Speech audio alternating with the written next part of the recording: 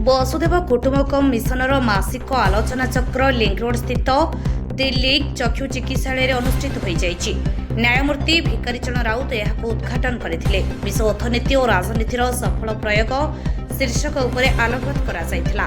मुख्य अतिथि भावे प्रोफेसर शेख कालीमुल्ला, सम्मानित अतिथि भावे प्रोफेसर रत्नाकर राय जोगदे विश्व अर्थनीति और राजनीतिर सफल प्रयोग रे समग्र विश्वरू विश्वयुद्ध को मध्य टाड़ी देई हेबो बोली मत प्रकाश करथिले। मिशनर प्रतिष्ठाता सभापति भागीरथी साहू सभापतित्व करथिबा बेले आलोक कुमार साहू अतिथि मानकर परिचय प्रदान और साधारण संपादक अर्जुन कुमार विश्वाल विवरणी पाठ करथिले। उक्त आलोचना रे अक्षय कुमार मिश्र, सुलिप्त महंती, बसंत कुमारी नंद, नीलिमा मिश्र, निहारंजन परिड़ा प्रमुख उपस्थित थिले। कटकरू अफसर अलीଙ୍କ रिपोर्ट, आवाज ओडिशा।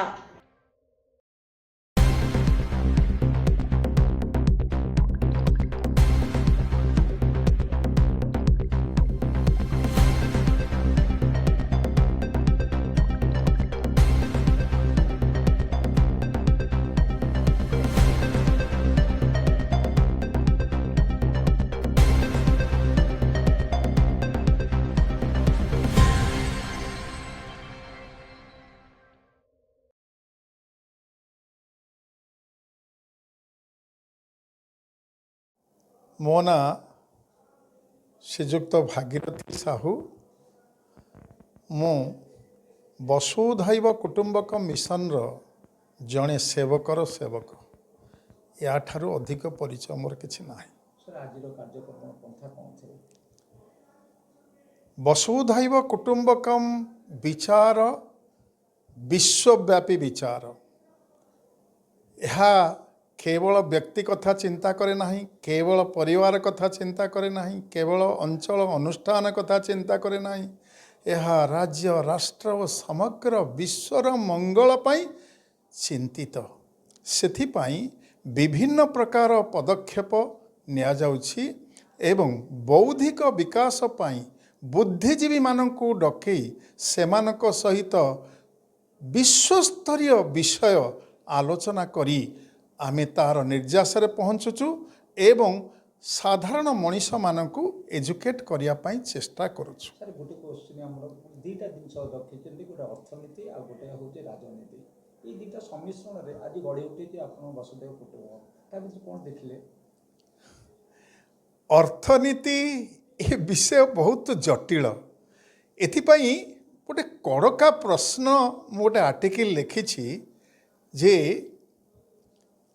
विश्व अर्थनीति उहाड़े अर्थ विश्व अर्थनीति उहाड़े कौन त्रुटिकर पदक्षेप चली से आर्टिकल निश्चित कहब ताकू एठी संपूर्ण रूपे आलोचना करा जाई नाही। जो अर्थनीतिज्ञ माने आलोचना करुचंती सामाजिक चलनी को लक्ष्य करी दुनियाटा जो बाटे चली से या कहउचंती।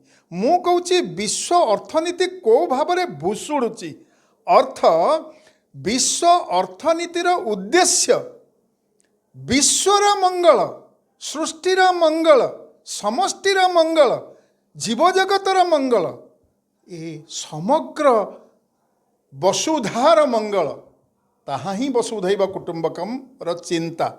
तेबे जो अर्थनीति विश्वर मंगल पाई पछुआ वर्गर देश बा पछुआ वर्गर मनीष मानक आर्थिक सहायता देई आगधाड़ीर मनीष मानक सहित समकक्ष करने कथा ए विचार को संपूर्ण रूपे साकार करा जाई पारुछि कि समग्र विश्व स्तर रे? मोर कहीं आदौ विश्वास होनी।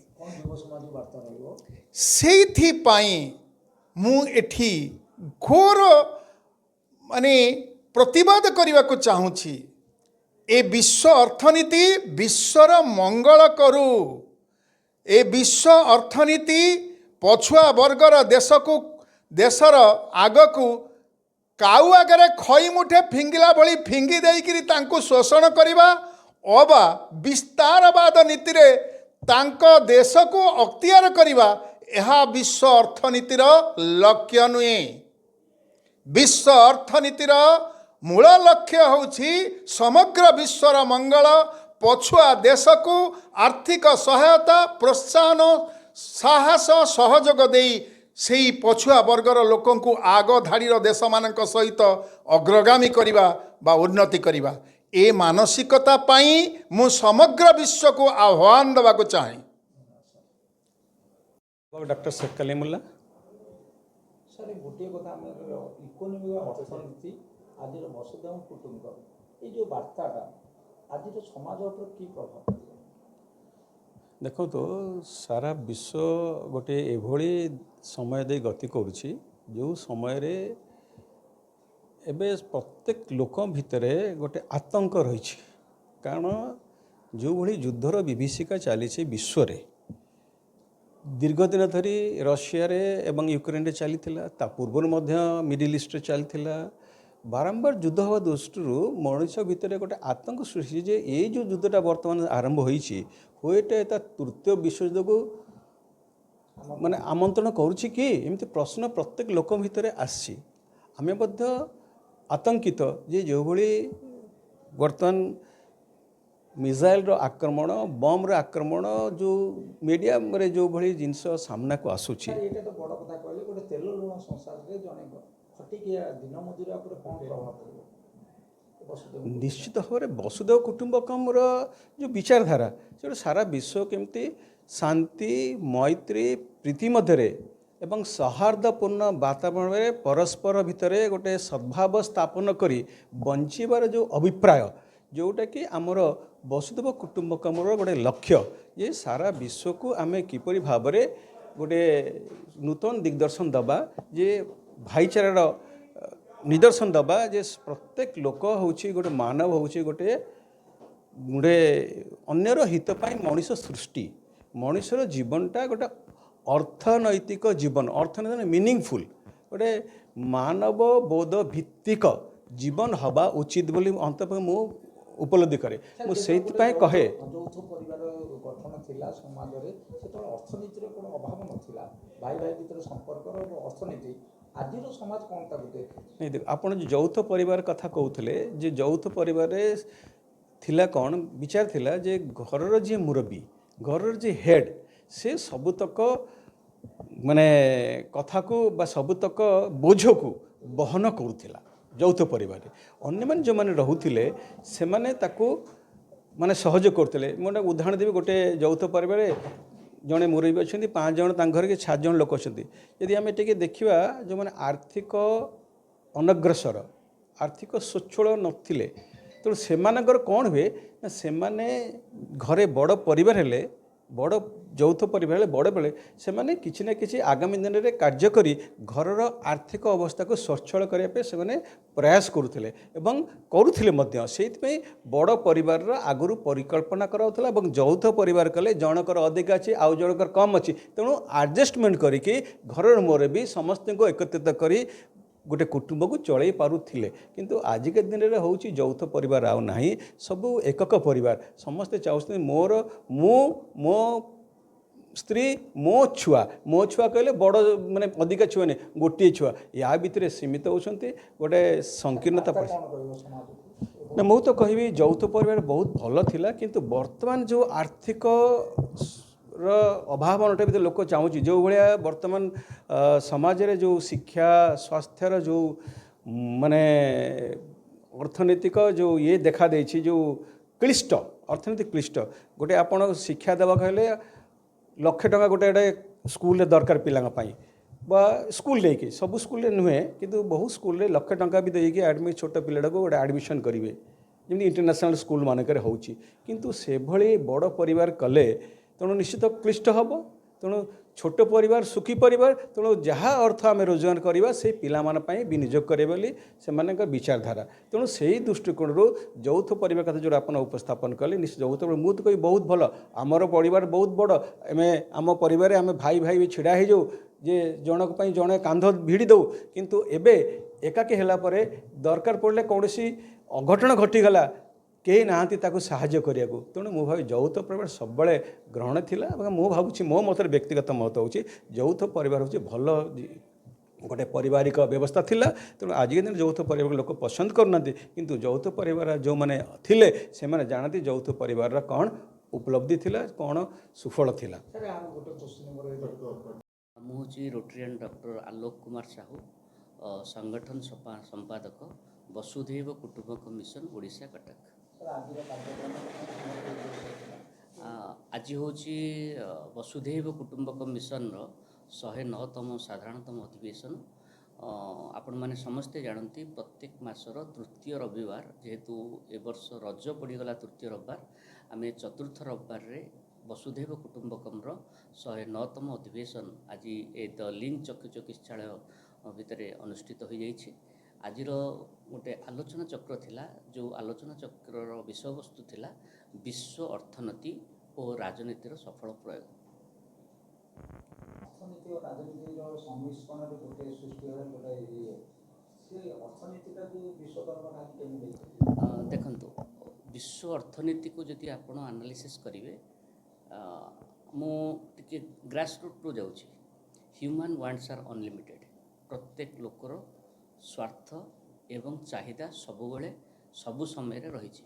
ତେଣୁ ବିଶ୍ୱର ଅର୍ଥନୀତି ଯେତେବେଳେ ଆମେ ଚିନ୍ତା କରୁଛେ, ସାଧାରଣ ମଣିଷ ତା'ର ଅର୍ଥନୈତିକ ସ୍ଥିତିକୁ ବଜାୟ ରଖିବା ପାଇଁ ସବୁବେଳେ ସ୍ୱାର୍ଥବାଦିତା ଏବଂ ସ୍ୱାର୍ଥପର ହିଁ ସମାଜରେ ପ୍ରତିଷ୍ଠିତ ହେବାକୁ ଚାହେଁ।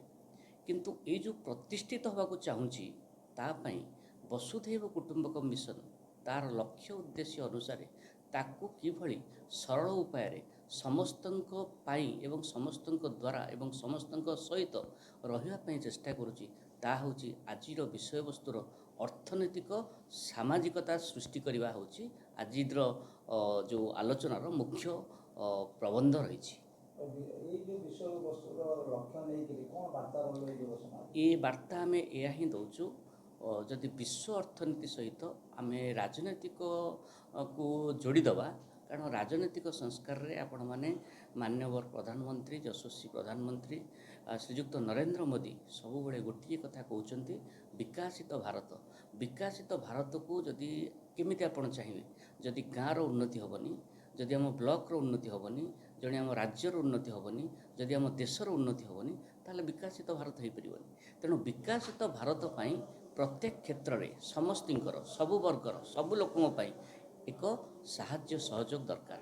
ତେଣୁ ମଣିଷ ଯେକୌଣସି ବାଟରେ ଥାଉ ନା କାହିଁକି, ଯେକୌଣସି ବ୍ୟବସାୟୀ ପ୍ରତିଷ୍ଠାନରେ ଲବ୍ଧ ପ୍ରତିଷ୍ଠିତ ହେଉନା କାହିଁକି, ସରକାରୀ ସ୍ତରରେ ରହୁନା କାହିଁକି ବା ବେସରକାରୀ କାମ କରୁଥିଲେ ବି, ସିଏ ଯଦି ସମାଜର ଉନ୍ନତି କଳ୍ପେ କିଛି କାମ ନ କରିବ, ତାହେଲେ ବିଶ୍ୱର ମାନଦଣ୍ଡ ଦିନକୁ ଦିନ କମିଯିବ। ତେଣୁ ଆଜି ମୁଁ ଏଇ ମିଡ଼ିଆ ମାଧ୍ୟମରେ ସମସ୍ତଙ୍କୁ କହିବା ପାଇଁ ଚାହୁଁଛି ଯେ ସାମାଜିକ ପରିବର୍ତ୍ତନ ପାଇଁ ବିଶ୍ୱ ଅର୍ଥନୀତିର ମାନଦଣ୍ଡକୁ ବଢ଼ାଇବା ପାଇଁ ହେଲେ ଆମେମାନେ ସମସ୍ତେ ଏକତ୍ରିତ ହୋଇ ଏ ସମାଜର ପ୍ରତ୍ୟେକ କ୍ଷେତ୍ରରେ ଯିଏ ଯେଉଁଠି କାର୍ଯ୍ୟ ପାଇଁ ନ୍ୟସ୍ତ ଅଛି, ସିଏ ଯଦି ସେ କାର୍ଯ୍ୟଟିକୁ ଠିକ୍ ଭାବରେ କରିପାରିବ, ତାହେଲେ ବିଶ୍ୱ ଅର୍ଥନୀତିର ମାନଦଣ୍ଡରେ କିଛିଟା ପରିବର୍ତ୍ତନ ହେବ। ଆପଣମାନେ ସମସ୍ତେ ଜାଣନ୍ତି ବିଶ୍ୱ ଅର୍ଥନୀତି ବର୍ତ୍ତମାନ ଗ୍ରସ୍ କ୍ୟାପିଟାଲ ଇନକମ୍ ଦିନକୁ ଦିନ କମି ଯାଉଛି। ତା'ର ଅର୍ଥ ଆପଣ ଇଣ୍ଡିଆର ଯଦି ଷ୍ଟାଟସ୍ ନେବେ, ଯଦି ଇକୋନୋମିକ୍ ଷ୍ଟାଟସ୍ ନେବେ, ତା'ର ଗ୍ରସ୍ କ୍ୟାପିଟାଲ ଇନକମ୍ଟା ଦିନ ଥିଲା 2002ରେ ଯେଉଁ ରେସିଓ ଥିଲା 2025 ମସିହାରେ ତାହା ଅଧିକ ହୋଇଛି। ତା'ର ମୁଖ୍ୟ କାରଣ ହେଉଛି ବର୍ତ୍ତମାନ ଯଶସ୍ୱୀ, ଏଗେନ୍ ମୁଁ ସେଇ ପ୍ରଧାନମନ୍ତ୍ରୀଙ୍କ ଉଦାହରଣ ଦେଉଛି, ଯଶସ୍ୱୀ ପ୍ରଧାନମନ୍ତ୍ରୀଙ୍କର ଯେଉଁ ଦେଶ ବିଦେଶର ସ୍ନେହପ୍ରେମ, ଭାତୃଭାବ ଏବଂ ଦେଶ ଭିତରେ ସମ୍ପର୍କ, ସ୍ନେହ, ପ୍ରେମ, ଏଇ ଯେଉଁ ସମ୍ବୋଧନଟା ସୃଷ୍ଟି କରିଛନ୍ତି, ଏହାଦ୍ୱାରା କ'ଣ ହେଲା, ପ୍ରତ୍ୟେକ ଦେଶ ଆମ ଦେଶକୁ ସାହାଯ୍ୟ କଲେ। ଆପଣମାନେ ଭାରତ ଏଭଳି ଏକ ଦେଶ, ଭାରତର ରିସୋର୍ସେସ୍, ଭାରତର ଫାଇନାନ୍ସିଆଲ ଷ୍ଟାଟସ୍, ଭାରତର ହେଲ୍ଥ ସିନାରିଓ, ଭାରତର କଲଚରାଲ ହେରିଟେଜ୍ ଅନ୍ୟ କୌଣସି ଦେଶ ସହିତ ବହୁତ ଉପରେ। କାରଣ ସମସ୍ତେ ବର୍ତ୍ତମାନ ଭାରତ ପାଇଁ ନିର୍ଭରଶୀଳ। ତା'ର ମୁଖ୍ୟ କାରଣ ହେଉଛି ମାନ୍ୟବର ପ୍ରଧାନମନ୍ତ୍ରୀ ସବୁବେଳେ ଭିନ୍ନ ଭିନ୍ନ ଦେଶକୁ